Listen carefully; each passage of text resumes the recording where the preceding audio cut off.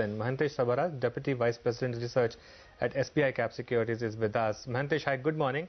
I was going through your strategy note, and there are a couple of stocks that stand out for me. One is Concor, and the other is Jubilant Life. If you want to explain why you like these two stocks?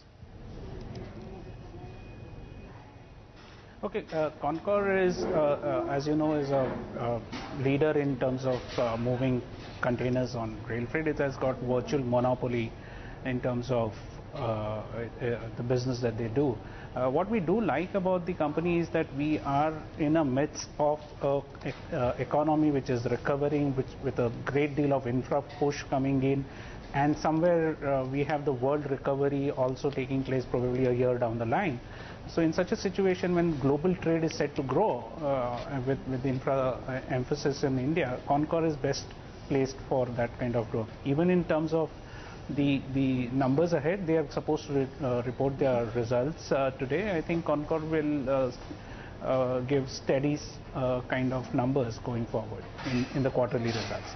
So that's Concor for you. As far as Jubilant Life is concerned, we have had this conversation even in the past. So this is a company that we have been looking for quite some time. The stock has really done well, and the moot point here is that the company has got substantial growth available to them in the life sciences space and the nutraceuticals kind of place. So that's something that we like right now. Okay, well, while we are at it, why don't you explain about Unichem as well? I mean, Divi's, I guess, is everyone's favorite, but Unichem? So Unichem is a domestically exposed kind of pharma company, unlike most other pharma companies who would have a lot of exposure to overseas businesses. So the company had its own set of problems when the entire pharma industry was transitioning from with the drug control coming in, drug price controls coming in, etc., and they had seen a degrowth in their business. What we are seeing is a recovery of Unichem happening, so with the growth ahead being stronger in the domestic space. So that was the call on that, and of course the stock was very cheap in terms of valuations at that point in time. Okay, Mahantesh, Hero MotoCorp will come out with numbers today. Do you like the stock, and what's your call in the entire automobile space? Any particular stock that you like? Okay, first a disclaimer, Hero is something that I own, but then nevertheless, yes, the stock is, the company is going to announce its results today, so backed by a small degrowth in volume. So there's been a degrowth in volume for the quarter under consideration over the previous year. They will still have an opportunity to better profits or lesser shrinkage in profits simply because of the pricing growth that we have been able to see. So for us, the stock will at the bottom line report something like 740 crores PAT, which will still be 3.3% degrowth despite a 7% drop in volume.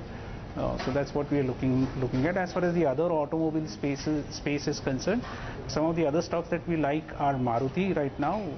We think Maruti has been doing consistently well in terms of its market share presence and the new products that they've been launching of late. So there's been a substantial improvement in their average selling prices, and hence a superb growth that we see on the revenue front as well as bottom line front for the next 2 years. Okay, your price target in Hero, it's already 2,600. It's 2,800 and 5,100 for Maruti. 2,800 for Hero Motor.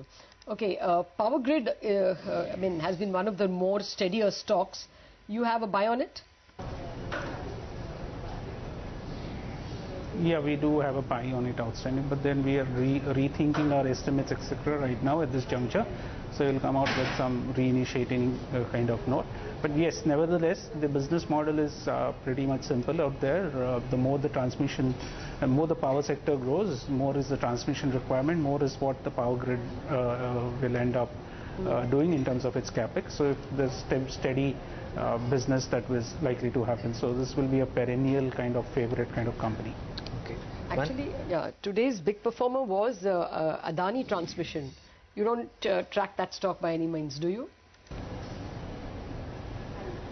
No, wouldn't know much on Adani So Transmission. 10% higher today. Yeah. That's also a company which was born out of the recent Yes, demerger. Demerger. There's been a demerger in the past, so the stock has had a very small trading history, so very difficult to take a call on that.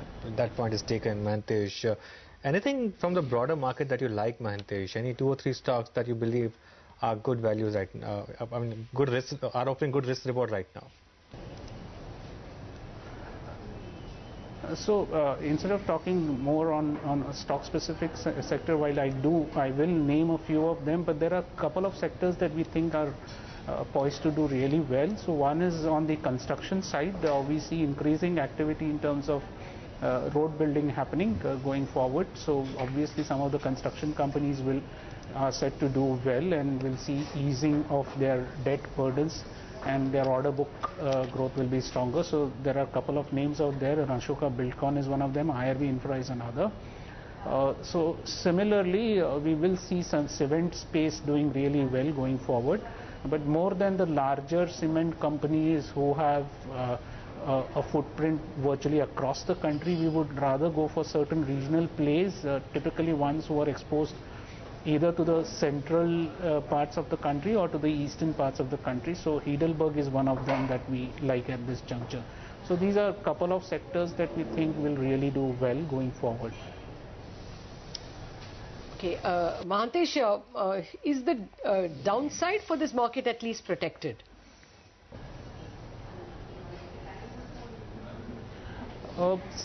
From a downside perspective, at the market where it is right now, I've always maintained that valuations have been cheap in this market.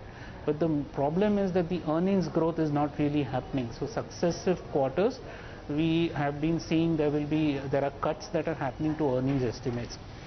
That began sometime, I would say, a year back in terms of earnings downgrades happening, and therefore the market going down.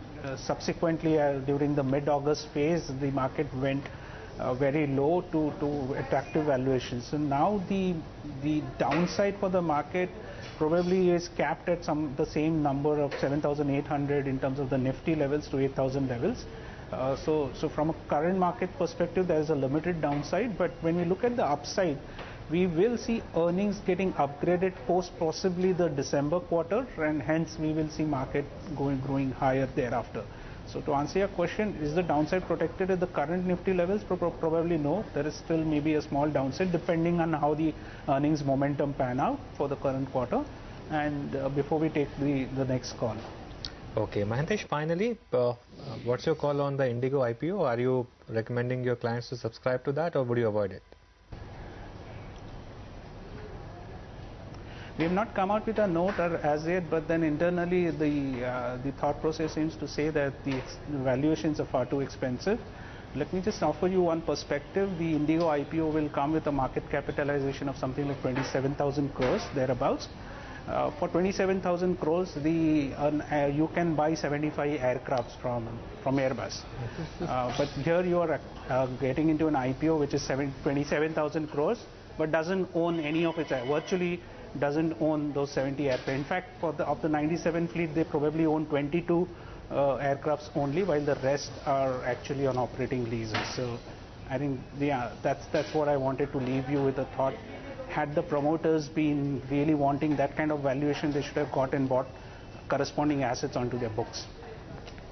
Okay, they bought some goodwill and brand value for sure. Let's see how things pan out. Mahantesh Sabharwal, thank you very much for joining us with your perspective. And of course, your stock ideas. We'll get you more market opinion as we slip into the break. Earlier today, we spoke to Sanjeev Prasad, the Senior Executive Director and Co-Head at Kotak Institutional Equities. And here's what he had to say about markets and some of his stock